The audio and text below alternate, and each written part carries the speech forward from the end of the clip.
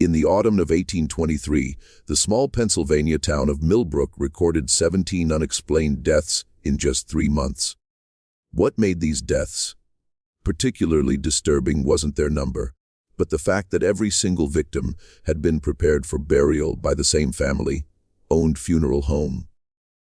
For over 2 decades, the Hartwell funeral parlor had served the community, earning a reputation for their meticulous care of the deceased and their compassionate treatment of grieving families. But when a traveling physician noticed peculiar marks on several bodies during a routine health inspection, he uncovered evidence that would shake the foundations of this quiet town.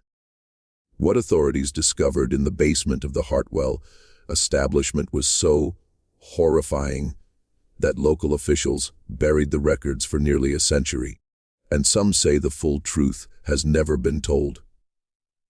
Before we continue with the story of the Hartwell family and their house of horrors, if you're fascinated by dark historical mysteries like this one, make sure to subscribe to our channel and hit that notification bell. We bring you the most chilling true stories from America's past. Also, let us know in the comments what state or city you're listening from. We love hearing from our community of mystery lovers worldwide. But let me take you back to the Pennsylvania countryside of 1823, where the Hartwell family had built what appeared to be a respectable business on a foundation of unimaginable darkness. Nestled in the rolling hills of southeastern Pennsylvania, Millbrook was a community of barely 300 souls who made their living from farming, logging, and the occasional travelers who stopped at the town's single inn. The year 1823 marked a period of growth for the young American Republic, but small towns like Millbrook remained largely isolated from the bustling cities of Philadelphia and Pittsburgh. Here, neighbors knew each other's business. Children played freely in the streets, and trust was the currency that held the community together. The Hartwell family had arrived in Millbrook in 1801 when Patriarch Ezekiel Hartwell purchased a large stone house on the outskirts of town and established the area's first dedicated funeral parlor. Before the Hartwells, families had prepared their own dead or relied on the local carpenter to build coffins. Ezekiel's professional approach to death care was initially viewed with suspicion by some townspeople, but his respectful manner and fair prices quickly won over the community. Ezekiel lived in the funeral home with his wife Martha, their 3 children, sons Josiah and Caleb and daughter Rebecca, and Martha's elderly father, Thomas Creed. The family appeared to embody the Protestant work ethic that defined rural Pennsylvania. They attended Sunday services at the Methodist Church, participated in community barn raisings, and Martha was known for bringing pies to families experiencing hardship. Josiah, the elder son at 26, had learned the embalming trade from his father and was expected to inherit the business. Caleb, 23, assisted with carpentry and grave digging. Rebecca, just 19, helped her mother with domestic duties and often comforted grieving families with her gentle manner. The Hartwell establishment occupied a 3-story stone building with a wooden addition that housed the preparation rooms. The main floor served as both the family's living quarters and the viewing area for deceased loved ones. A narrow staircase led to the 2nd floor, where the family's bedrooms were located, while another set of stairs descended to a basement converted into the embalming and storage area. The property also included a large barn where coffins were constructed and a small cemetery plot for those who couldn't afford burial elsewhere. What made the Hartwells particularly trusted in the community was their willingness to serve families, regardless of their ability to pay. During harsh winters, when crops failed, they often provided services in exchange for food or future labor. This generosity created a network of grateful families throughout the region, and word of their compassionate service spread to neighboring towns. By 1823, the Hartwell funeral parlor was handling nearly every death within a 15-mile radius. The political climate of 1823 Pennsylvania was marked by tensions between traditional rural values and the encroaching influence of industrial progress. The Erie Canal was nearing completion in New York, promising to bring unprecedented economic opportunity to the region, but also threatening to disrupt the established order of small town life. Religious revival movements swept through Pennsylvania communities, bringing both spiritual renewal and social upheaval as traditional authority structures were questioned. In this atmosphere of change and uncertainty, institutions like the Hartwell funeral parlor represented stability and continuity. Yet beneath this veneer of respectability, something sinister was taking root in the Hartwell household. The isolation of their work, the trust placed in them by grieving families, and the very nature of their profession created opportunities that most people could never imagine. Death had become not just their livelihood, but their obsession, and the line between caring for the dead and creating them was about to be crossed in ways that would horrify anyone who discovered the truth. The first sign that something was amiss came on October 15, 1823, when Dr. Samuel Harrison arrived in Millbrook to conduct his annual health inspection of the surrounding townships. Dr. Harrison was a traveling physician employed by the state to monitor disease outbreaks and ensure that proper sanitary practices were being followed in rural communities. His visits were routine affairs, typically involving examinations of water sources, food storage facilities, and burial practices. What drew Dr.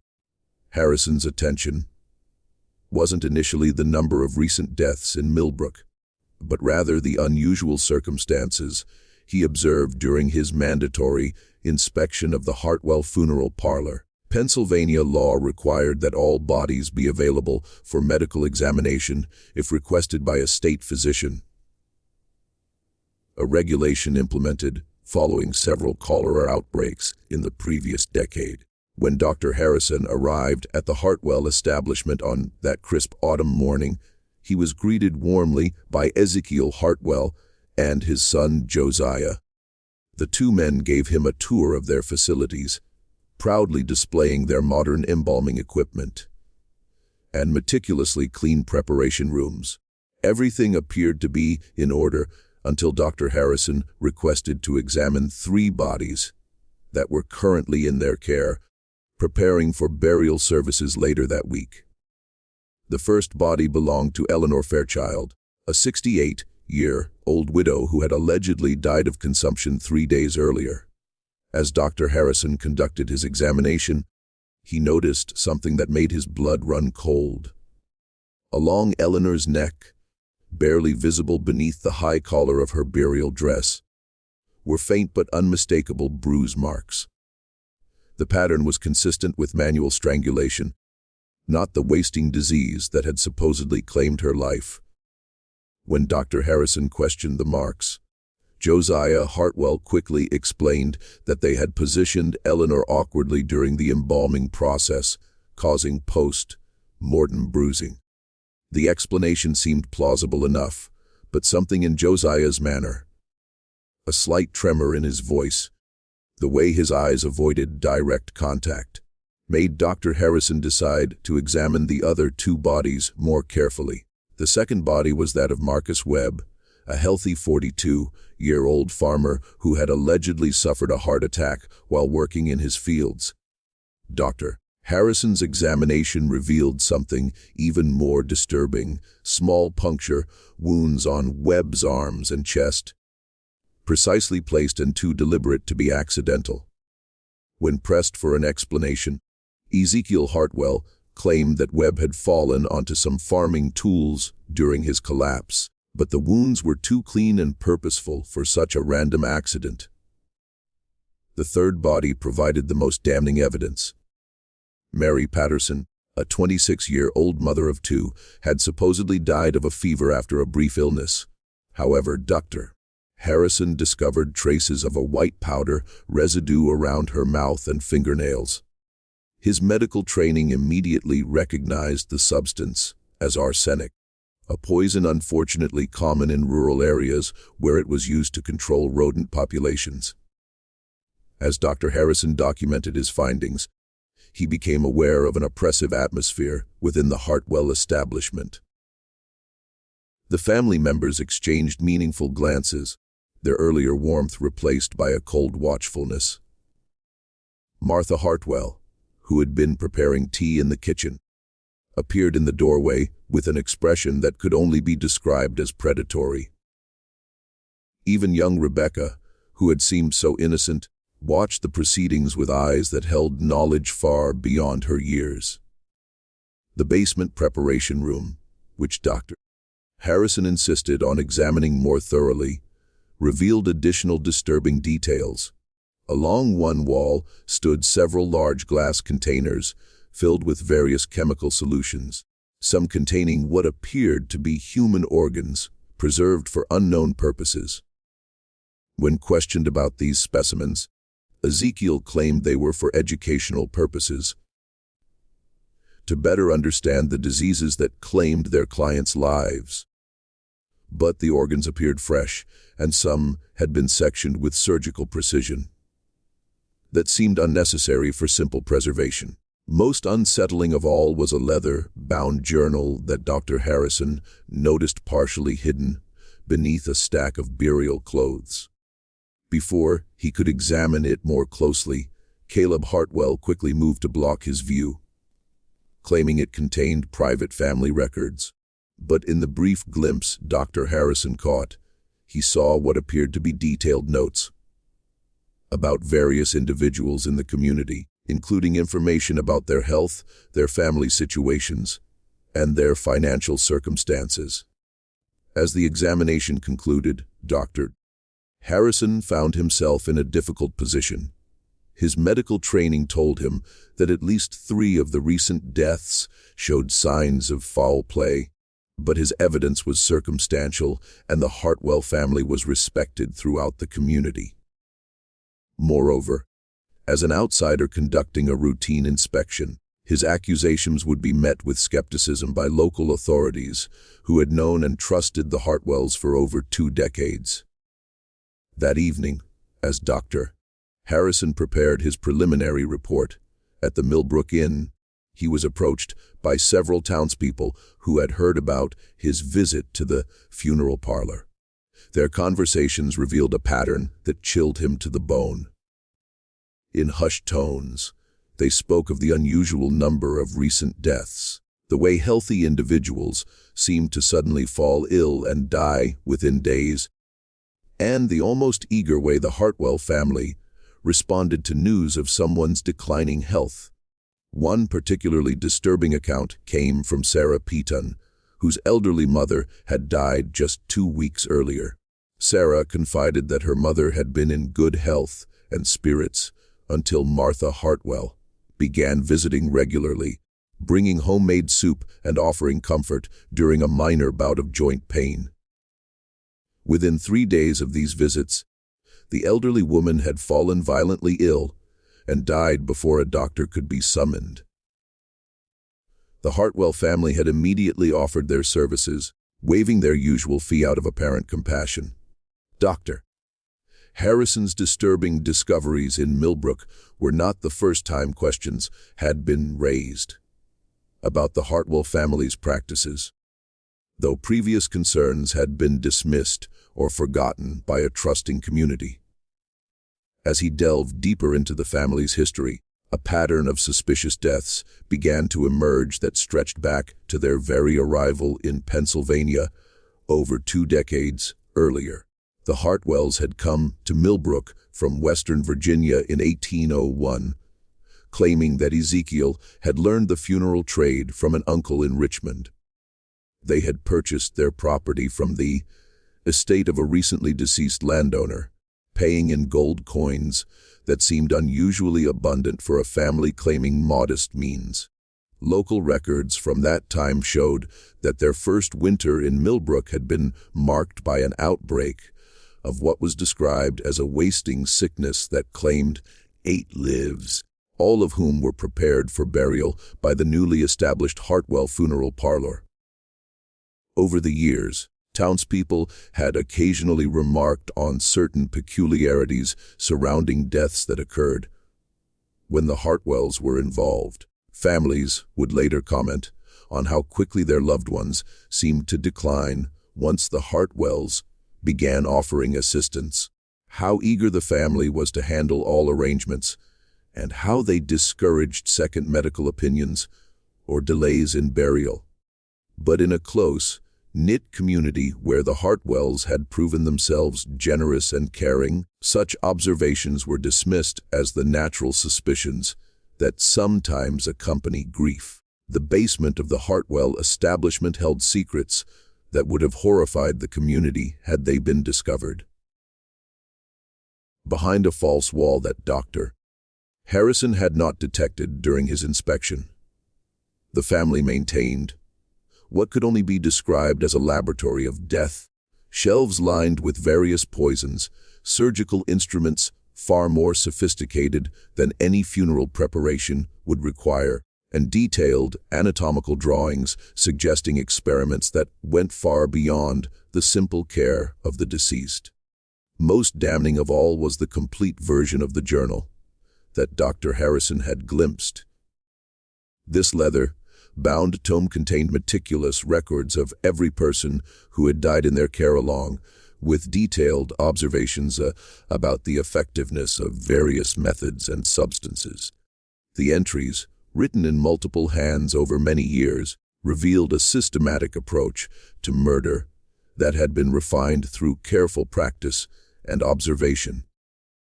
The journal documented not just the methods of killing, but the careful selection of victims.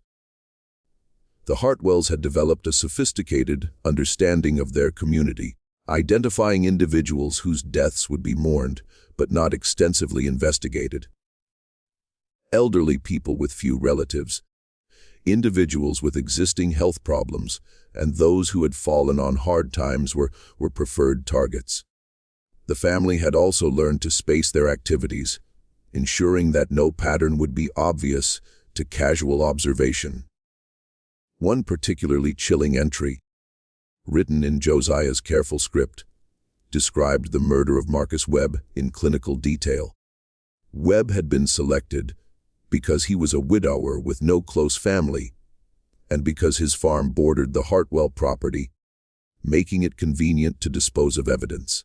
The entry noted that Webb had been lured to the funeral home under the pretense of discussing the purchase of a coffin for a recently deceased neighbor. Once there, he had been overpowered and subjected to what the journal euphemistically termed experimental procedures before being killed, and his body staged to suggest a heart attack. The family's motivation appeared to be a complex mixture of financial gain, psychological satisfaction, and what could only be described as scientific curiosity about death and dying. They regularly robbed their victims of money and valuables, but this seemed secondary to their apparent fascination with the process of causing and observing death. Several journal entries discussed their experiments with different poisons, their observations of how various individuals reacted to fear and pain, and their attempts to perfect methods that would leave no obvious evidence of foul play. Martha Hartwell emerged from the journal entries as perhaps the most cunning member of the family. Her specialty was befriending isolated or vulnerable community members, gradually gaining their trust before introducing poisons into food or drink she prepared for them. Her matronly appearance and reputation for kindness made her the perfect predator, able to approach potential victims without arousing suspicion. The children had been gradually inducted into the family's activities as they matured. Rebecca, despite her youth and innocent appearance, had become skilled at identifying potential victims during social gatherings. reporting back to her family about individuals who seemed lonely, ill, or financially distressed. Both sons had developed expertise in the physical aspects of murder, learning to overpower victims and stage crime scenes to avoid detection. What made the Hartwell operation particularly sinister was their integration into the community's social fabric.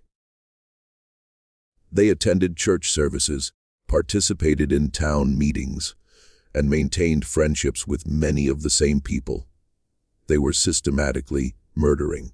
This dual existence required a level of psychological compartmentalization that suggested either inherent psychopathy or a gradual descent into madness that had consumed the entire family. The autumn of 1823 had marked an escalation in their activities, driven by both opportunity and growing confidence. The previous winter had been harsh, leaving many families in financial distress and vulnerable to the Hartwells' offers of assistance. At the same time, the family's success in avoiding detection had made them increasingly bold, leading to the accelerated timeline that had finally attracted Dr. Harrison's attention. Dr. Harrison faced a dilemma that would test both his professional integrity and personal courage. His medical examination had revealed clear evidence of foul play, but presenting his findings to local authorities would require him to accuse a respected family of systematic murder. A charge that would seem incredible to a community that had trusted the Hartwells for over 2 decades. Moreover, Dr. Harrison was scheduled to continue his inspection tour to neighboring townships within days, and delaying his departure would require explanations he wasn't prepared to give. The solution came from an unexpected source. On his second evening in Millbrook, Dr. Harrison was approached by Thomas Creed, Martha Hartwell's elderly father, who requested a private medical consultation. The old man claimed to be suffering from severe stomach pains and asked Dr. Harrison to examine him away from the funeral home. They met in the stable behind the inn, where Creed's demeanor immediately transformed from that of a feeble patient to something far more calculating. "Doctor," Creed whispered, his eyes darting nervously toward the street. "I know what you found during your examination today. The marks, the poison, the wounds that don't match the claimed causes of death. You're right to be suspicious, but you don't understand the full scope of what's happening in that house."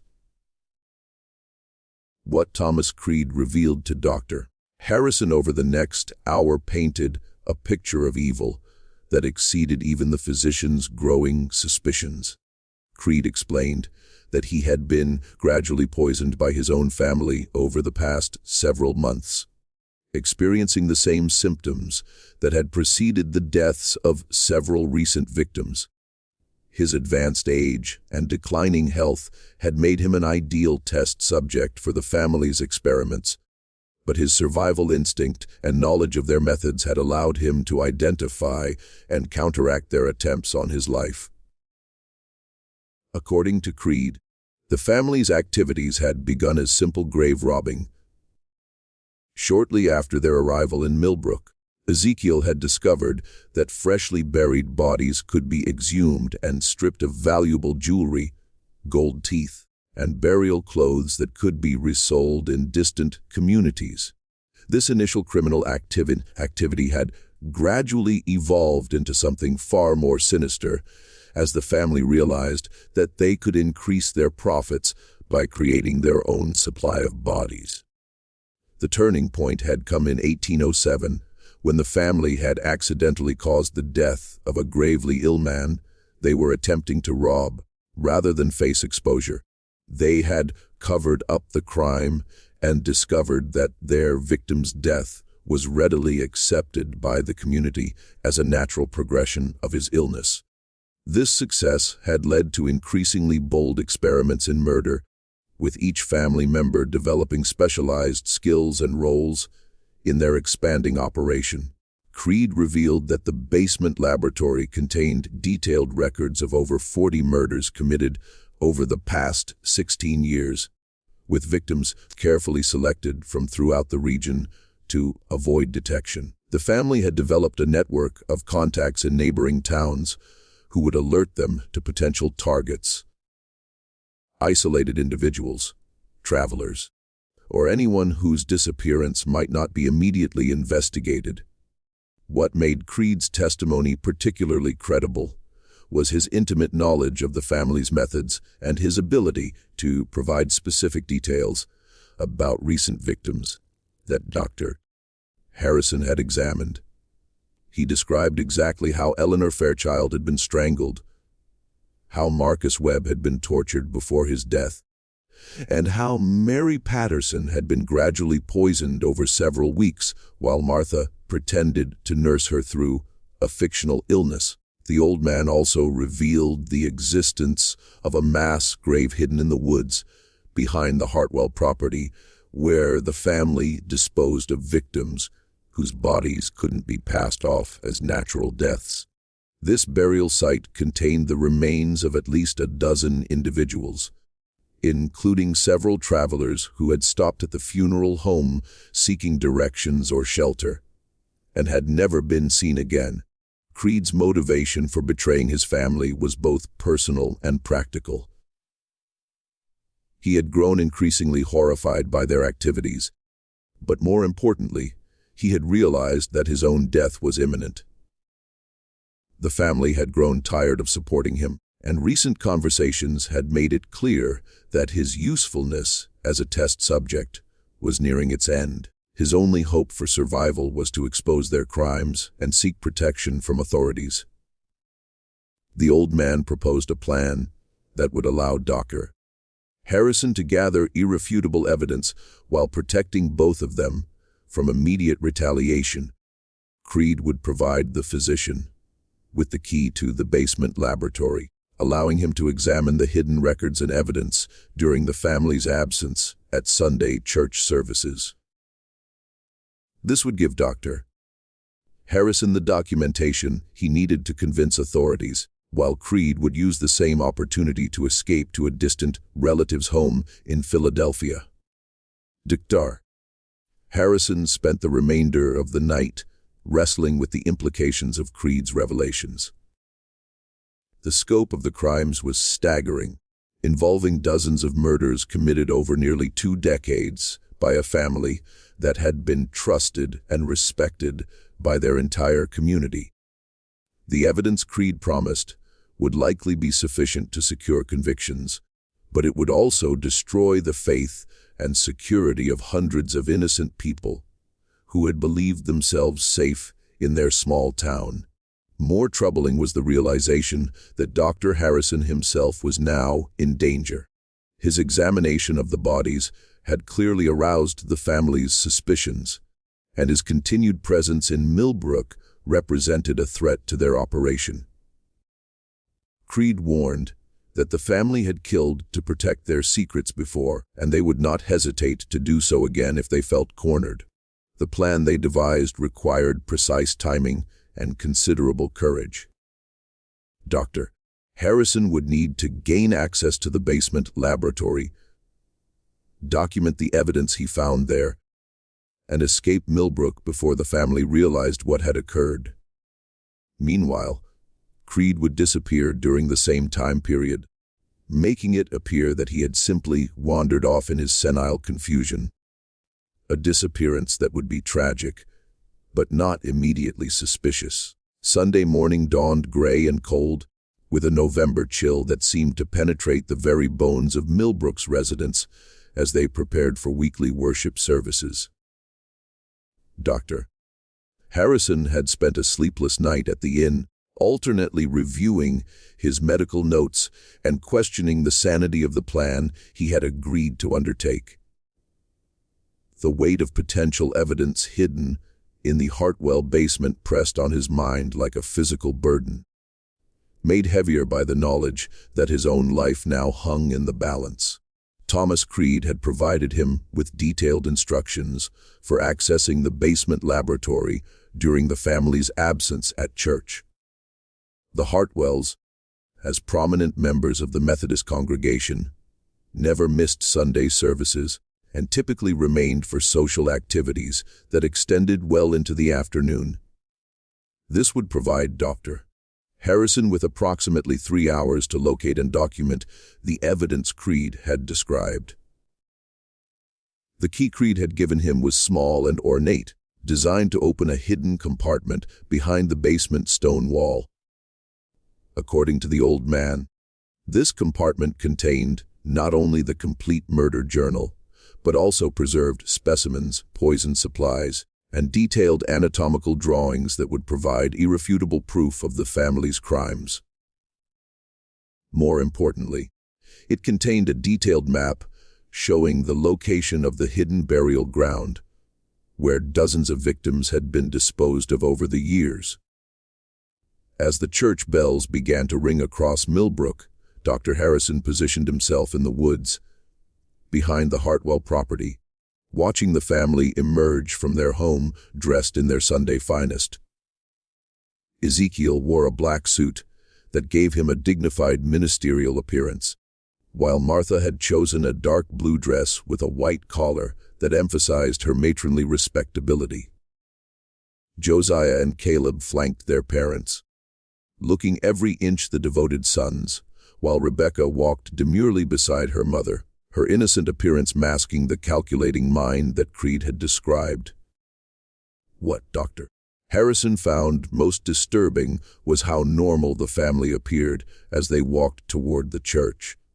Their faces showed no trace of the evil that Creed had described, no hint that they had murdered dozens of innocent people over the past 2 decades.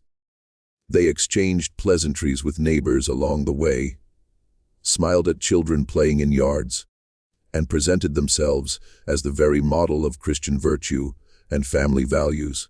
The physician waited a full 30 minutes after the family's departure before approaching the funeral home. The building stood silent and imposing in the weak autumn sunlight, its stone walls holding secrets that would shock the entire community if they were revealed. Dr.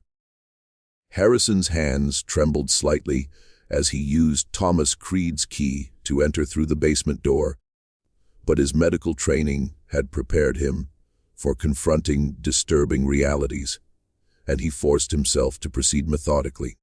The basement initially appeared exactly as it had during his official inspection. Clean, organized, and professionally maintained. The embalming tables were spotless, the chemical solutions properly labeled and stored, and the few bodies currently in their care lay peacefully under white sheets. It was only when Dr. Harrison began examining the walls more carefully that he located the concealed entrance Creed had described. Behind a section of stone wall that appeared identical to the rest of the basement, the small key opened a hidden panel that revealed a chamber of horrors beyond his worst imaginings. The secret room was larger than the main basement, extending beneath the entire footprint of the house and into the hillside beyond. Shelves lined the walls containing hundreds of glass jars filled with preserved human organs, each carefully labeled with dates and what appeared to be experimental notations. The murder journal occupied a place of honor on a wooden lectern in the center of the room. The leather-bound volume was thick with years of entries written in multiple hands, but with consistent attention to detail that spoke of scientific methodology applied to the act of murder. Dr. Harrison's medical training allowed him to understand the technical aspects of what he was reading, but the clinical precision with which the family had documented their crimes was perhaps more horrifying than the murders themselves. Each entry followed a similar format: identification of the victim, method of approach, technique employed for killing, observations about the victim's reactions, and notes for future reference. The entries revealed a progression from simple poisonings to increasingly sophisticated methods that suggested years of practice and refinement. Recent entries showed experiments with various surgical techniques apparently conducted on living victims to study their effects. What shocked Dr. Harrison most was the discovery that the family's activities extended far beyond Millbrook. The journal documented murders in at least 6 different Pennsylvania townships, with victims selected during the family's travels to provide funeral services for distant clients. They had developed a system for identifying vulnerable individuals in each community, often returning months later to commit crimes in areas where they were less likely to be suspected. The anatomical drawings were even more disturbing than the journal entries. Detailed illustrations showed the progression of various experimental procedures, with careful notations about which techniques produced the most fear in victims, and which methods were most effective for different types of people. The drawings suggested that the family viewed their victims not as human beings, but as subjects for scientific study, approaching murder with the same methodical precision that legitimate researchers might apply to animal specimens. As Dr. Harrison continued his examination of the hidden chamber, he became aware of voices outside the building. Glancing at his pocket watch, he realized with growing alarm that he had been in the basement for over 2 hours, absorbed in documenting the evidence he had discovered. The voices grew louder, and he recognized the distinctive cadence of Ezekiel Hartwell's speech as the family returned from church much earlier than expected. Panic seized Dr. Harrison as he realized his precarious situation. He was trapped in the secret chamber with damning evidence of the family's crimes, and they would certainly kill him if they discovered his presence. The voices moved closer to the building, and he could hear footsteps on the wooden porch above his head. His escape route through the basement door would take him directly into their path, but remaining hidden in the chamber would only delay his discovery until they came to check on their secrets. Just when we thought Dr.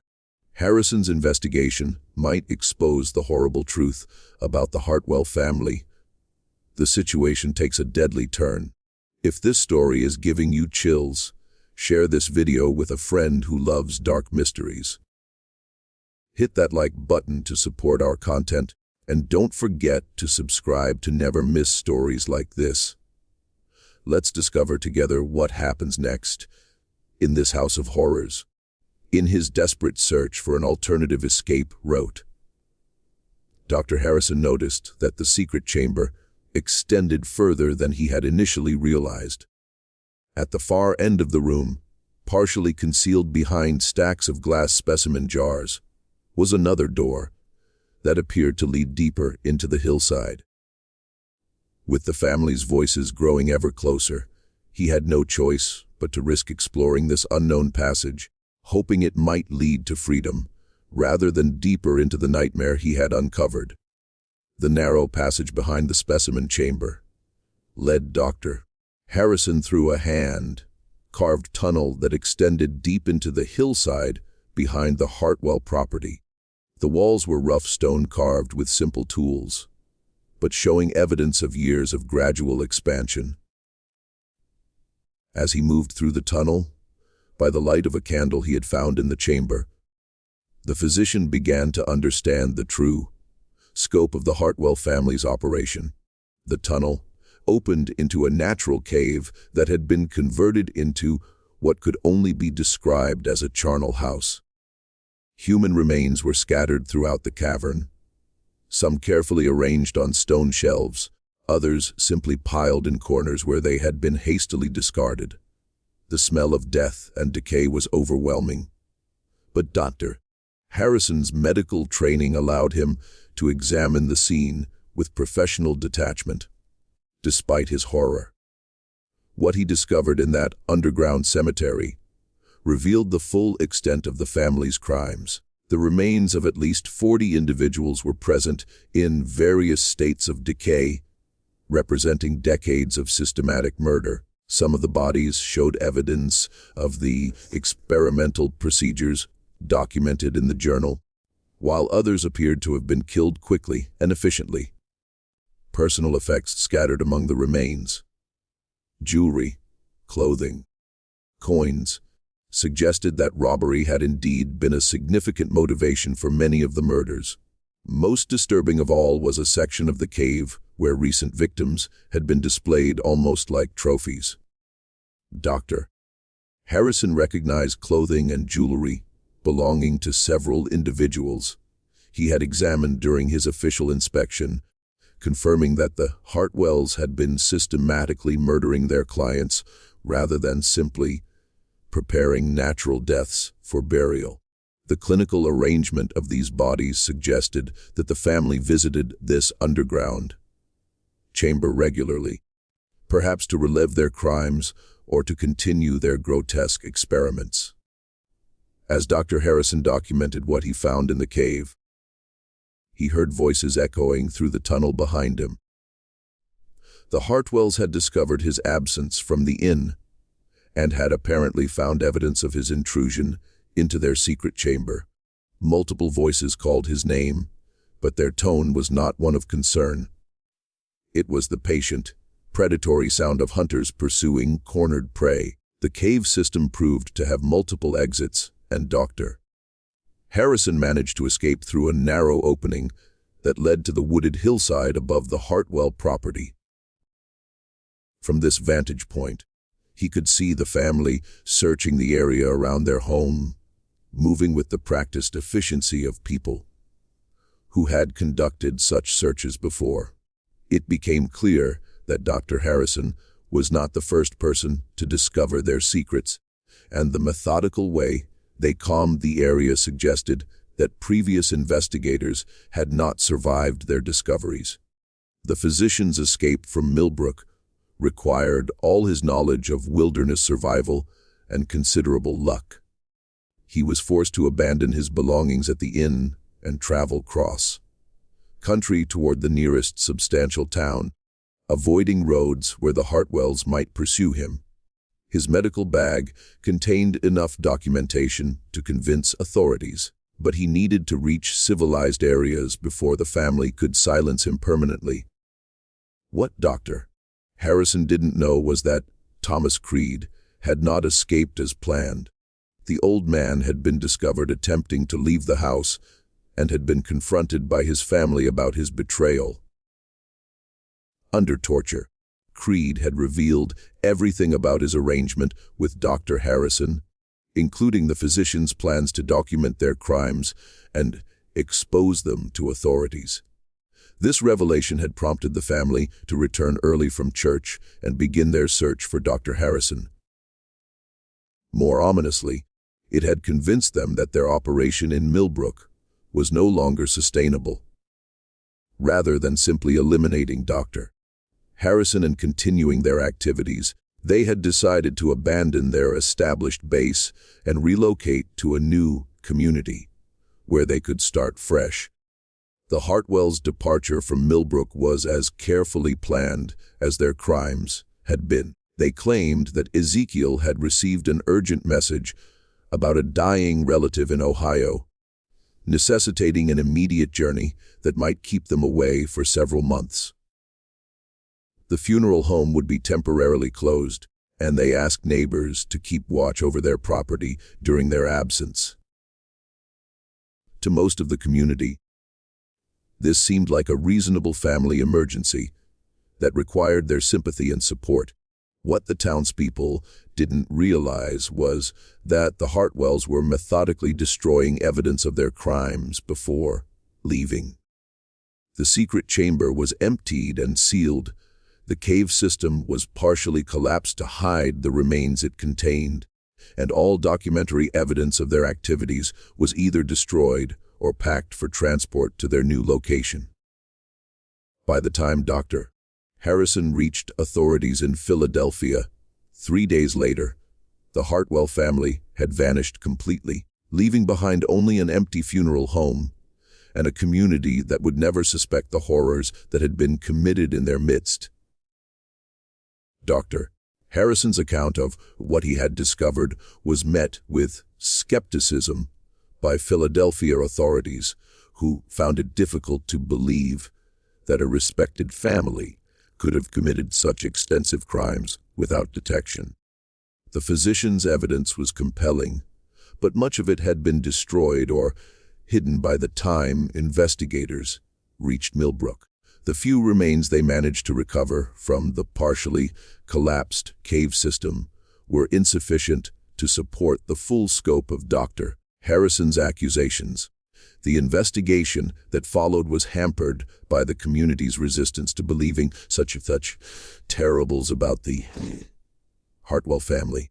Townspeople provided character references for the Hartwells, insisting that they had been generous, caring neighbors who could never have committed the crimes Dr. Harrison described.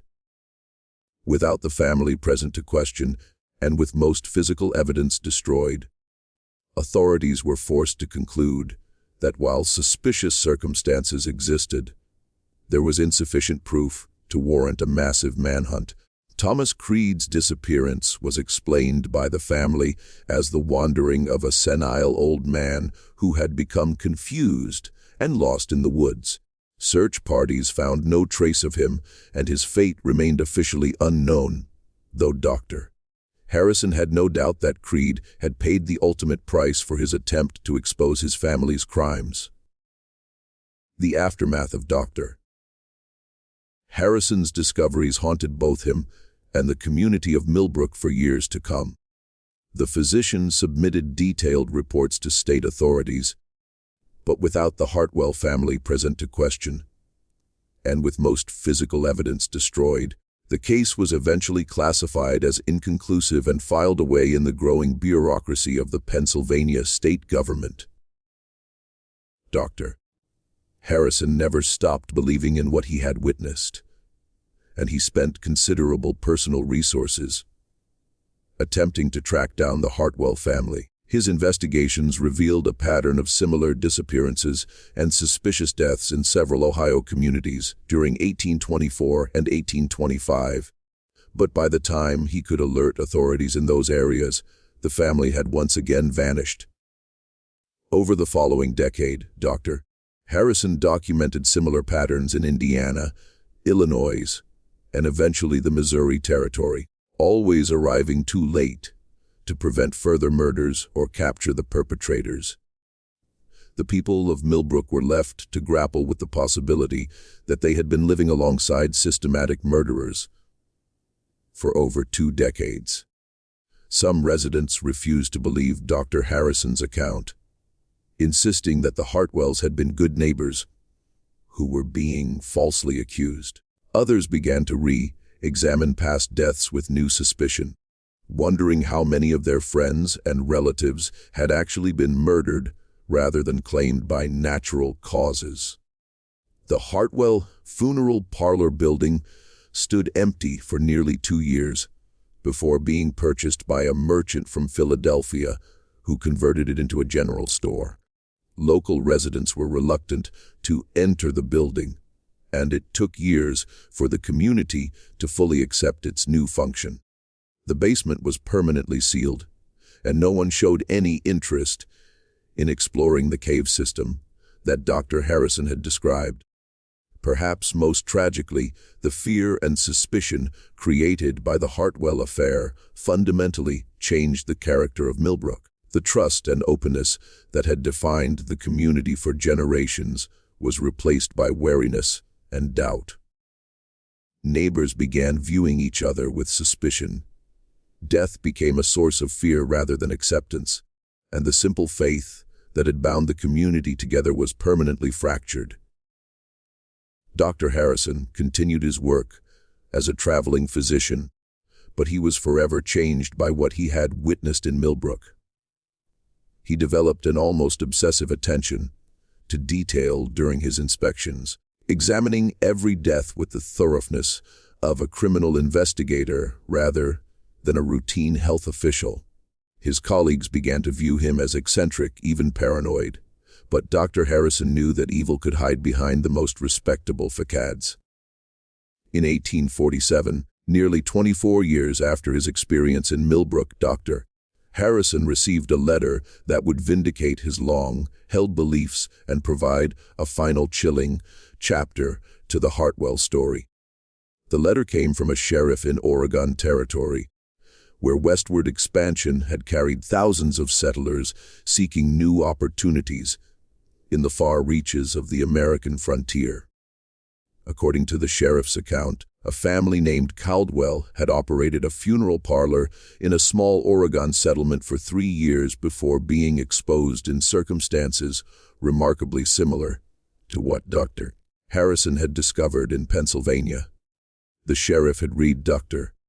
Harrison's old reports in federal files and recognized the identical patterns of suspicious deaths, systematic poisoning, and hidden burial sites. When authorities had finally raided the Caldwell establishment, they found evidence of at least 30 murders committed over their 3 years in Oregon. More significantly, they discovered documentation proving that the Caldwells were actually the Hartwell family, who had been moving westward across America for over 2 decades, establishing new identities and continuing their murderous practices in each new community.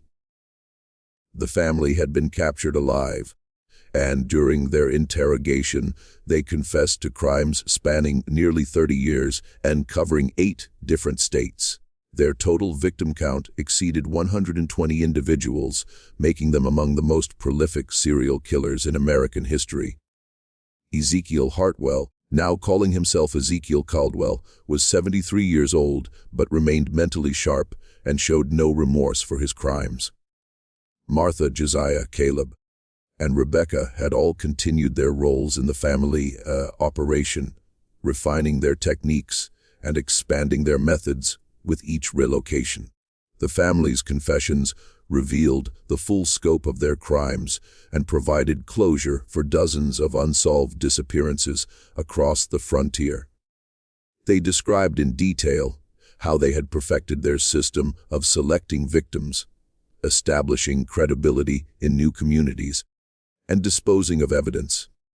Most chillingly, they expressed pride in their accomplishments, viewing themselves as successful entrepreneurs who had simply chosen an unusual line of business. Ezekiel Hartwell was executed by hanging in Salem, Oregon in December 1847, followed by his wife Martha and son Josiah. Caleb was sentenced to life imprisonment where he died of pneumonia in 1852. Rebecca, who was still relatively young and claimed to have been coerced by her family, received a 20-year sentence but died in prison of unknown causes in 1851. The revelation of the Hartwell family's true scope of crimes sent shockwaves through communities across America where they had operated. Families who had trusted them with their most vulnerable moments realized they had been in the presence of calculating murderers. The case became a cautionary tale about the dangers of placing blind trust in strangers, no matter how respectable they might appear. Dr. Harrison, now in his traveled to Oregon to witness Ezekiel Hartwell's execution and to finally confront the man who had haunted his thoughts for over 2 decades. The 2 men spoke briefly before the execution, and Hartwell expressed surprise that Dr. Harrison had survived his discovery in Millbrook, claiming that several other investigators over the years had not been so fortunate. In their final conversation, Hartwell revealed one last disturbing detail. The family had trained other individuals in their methods, apprentices who had established their own operations in various parts of the expanding nation. He claimed that at least 3 other families were continuing similar practices, but he refused to provide any details that might help authorities locate them. This revelation ensured that Dr. Harrison's remaining years would be spent in the knowledge that the evil he had discovered in Millbrook was still spreading across America.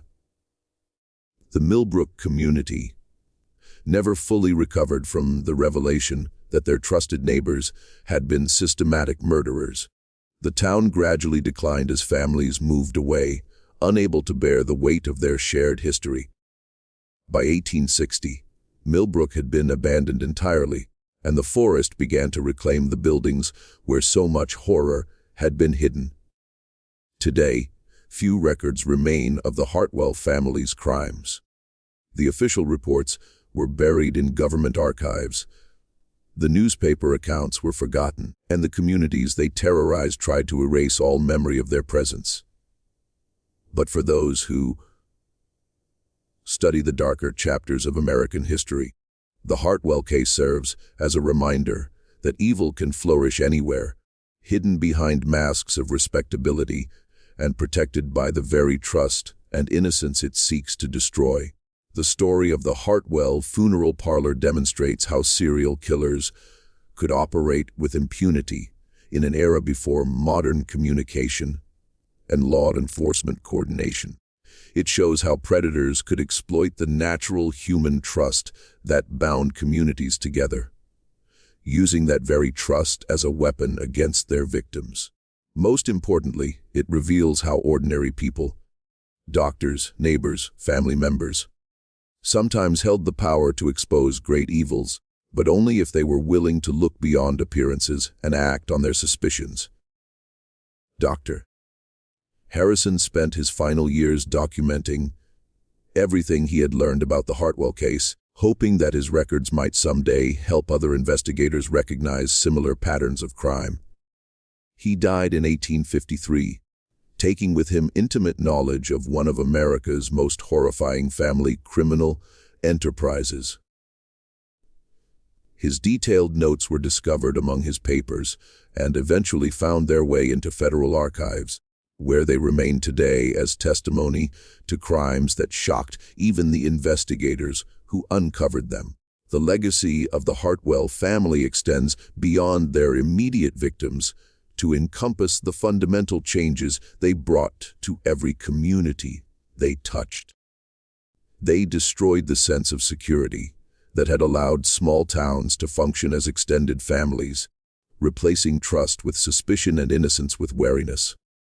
In this way, their impact on American society extended far beyond the individuals they murdered, touching the very fabric of community life in the expanding nation. This mystery shows us how easily evil can masquerade as respectability, and how the very institutions we trust for comfort during our darkest hours can sometimes harbor our worst nightmares. What do you think of this story? Do you believe everything was revealed about the Hartwell family's crimes? Or might there have been even darker secrets that died with them? Leave your comment below and let us know if you've heard similar stories from your own region's history. If you enjoyed this tale and want more historical horror stories like this, subscribe, hit the notification bell, and share with someone who loves dark mysteries. The past holds many secrets, and we'll continue exploring them together. See you in the next video.